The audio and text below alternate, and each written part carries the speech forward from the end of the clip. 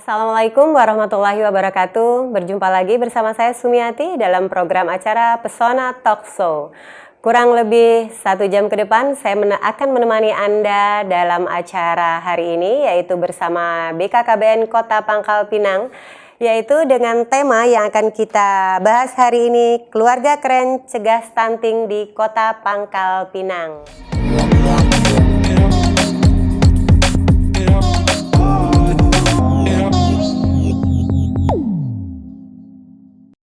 Ya, hari ini telah hadir 2 narasumber di ruangan kita, ibu-ibu yang hebat, ibu-ibu yang cantik-cantik pada hari ini. Ketika kita berbicara mengenai stunting ini sudah sangat tidak asing ya kita dengar untuk program acara BKKBN, karena beberapa waktu lalu dan beberapa tahun lalu juga Presiden Jokowi sudah menetapkan yaitu wacana untuk pembahasan mengenai pemberantasan stunting yang ada di Indonesia. Kemudian pada tahun 2019 survei membuktikan yaitu kurang lebih 30% masyarakat Indonesia mengalami yaitu stunting. Nah, seperti apakah stunting yang ada di Kota Pangkal Pinang, bagaimana upaya pencegahannya, dan bagaimana Kota Pangkal Pinang, ibu-ibu PKK, kemudian ibu-ibu dari BKKBN bersinergi untuk memberantas stunting ini. Kita sapa dulu yaitu 2 narasumber kita pada hari ini. Di sini telah hadir yaitu Sekretaris dari DP3AKB Kota Pangkal Pinang, yaitu Ibu Ratna Juwita. Gimana kabar Ibu Ratna? Alhamdulillah sehat. Alhamdulillah. Kemudian narasumber kita yang kedua yaitu telah hadir Kabid KBK3 DP3AKB Kota Pangkal Pinang, yaitu Ibu Yulistina. Apa kabar Ibu Yulistina? Alhamdulillah. Alhamdulillah sehat. Sudah siap menyapa masyarakat Kota Pangkal Pinang? Siap. Siap ya. Jadi hari ini kita bersama-sama yaitu dengan tema kita hari ini, Keluarga Keren Cegah Stunting di Kota Pangkal Pinang ya Bu ya. Nah, untuk stunting sendiri banyak sekali yang kita lihat saat ini di kota, bukan hanya di Kota Pangkal Pinang tapi di seluruh Indonesia. Kita lihat yaitu dengan ciri-ciri badannya kecil ya, kemudian kecil, kurus, kurang lebih gizi buruk ya Bu ya, bahasanya seperti itu. Nah, seperti apakah di Kota Pangkal Pinang ini mengenai stunting dan bagaimana penanggulangan stunting itu sendiri di Kota Pangkal Pinang, Ibu? Mungkin saya langsung ke Ibu Juwita ya, selaku Sekretaris DP3AKB Kota Pangkal Pinang. Silakan Ibu Juwita. Terima kasih Mbak Sumi. Kami dari Dinas DP3AKB akan menyampaikan salah satu tusi kami Dinas DP3AKB Kota Pangkal Pinang terkait dengan kasus stunting. Artinya pada tahun 2021 sesuai dengan arahan dari Presiden Jokowi bahwa BKKBN diberikan amanah untuk melaksanakan penurunan kasus stunting yang ada di Indonesia. Nah, kenapa mungkin cikal yang melatar belakangi BKKBN diberikan amanah untuk melaksanakan itu semua, karena dianggap BKKBN itu adalah wadahnya keluarga ya, sesuai dengan visi misi BKKBN adalah menciptakan keluarga yang berkualitas, sehat. Artinya jika kita bicara masalah keluarga yang berkualitas adalah keluarga-keluarga yang sehat. Nah, terkait dengan kasus stunting yang ada di Kota Pangkal Pinang, Pangkal Pinang sampai dengan tahun 2022 itu masih 16,78% untuk kasus stuntingnya yang ada di Kota Pangkal Pinang, dan alhamdulillah itu menjadi kota yang untuk kasus penurunannya paling tinggi penanganannya, Pak.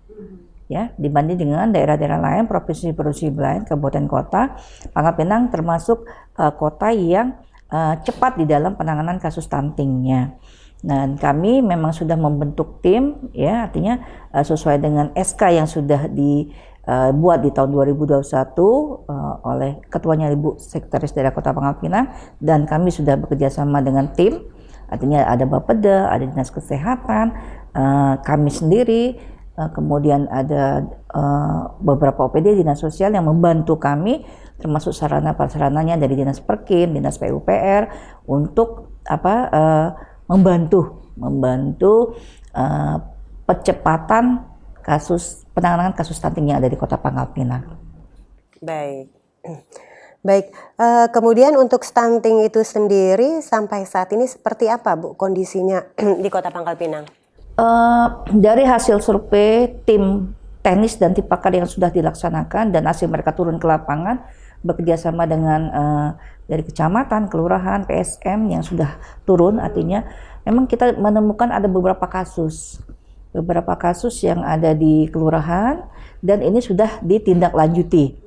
Ya, tindaklanjuti artinya memang ada beberapa anak yang menyerupai kasus stunting, ya, dan itu sudah ada tindak lanjut, ya, dan oleh kawan-kawan di lapangan, kecamatan, kelurahan, PSM, itu mereka sudah ada follow up-nya sampai ke bekerjasama dengan rumah sakit umum, termasuk yang tidak punya BPJS itu mereka handle, mereka bantu untuk pembuatan BPJS-nya sehingga mereka tidak terkendala pada saat mereka harus visitasi, baik itu dari puskesmasnya yang visitasi ke rumah pasien atau pasien yang rutin untuk memeriksakan kesehatan di Kepaskes setempat.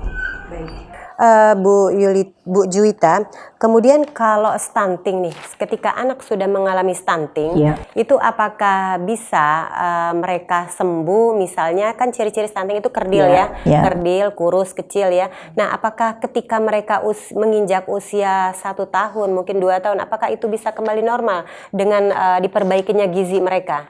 Ya, bisa. Nah, itulah salah satu yang menjadi PR besar kita. Kalau teknisnya itu untuk kesehatan itu di Dinas Kesehatan, Mbak. Mereka bersama dengan Paskes yang ada. Tim-tim kita yang turun itu tim-tim pakar. Artinya tim teknisnya, tim pakarnya yang tadi dari dokter anak, spesialis POGI ya, kandungan ya.